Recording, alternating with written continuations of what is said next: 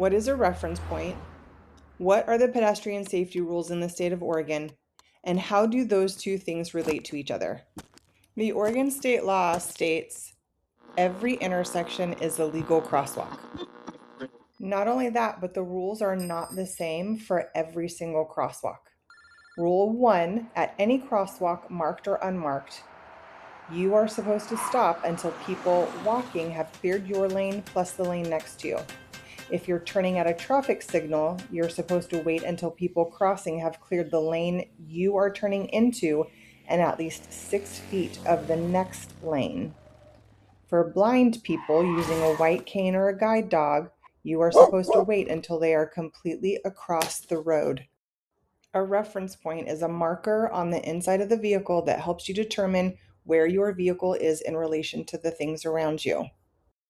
The first step to setting your front limit reference point is to park the vehicle so the front of the car is 3 to 6 inches from the curb or parking spot line. The next step is to sit in the driver's seat and just sit in a nice, comfortable driving position. Now, place a piece of tape so that it lines up with the line or the bottom of the curb.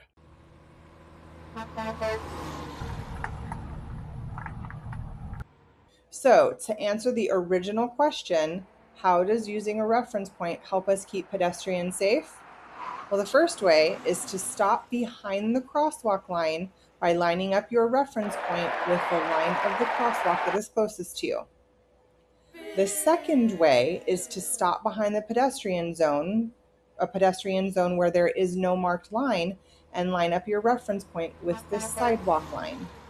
Another way is to stop behind the stop line by lining up your reference point with the line. Remember, just because there is no marked crosswalk doesn't mean pedestrians can't cross here. There are many things that you can do to help keep pedestrians safe.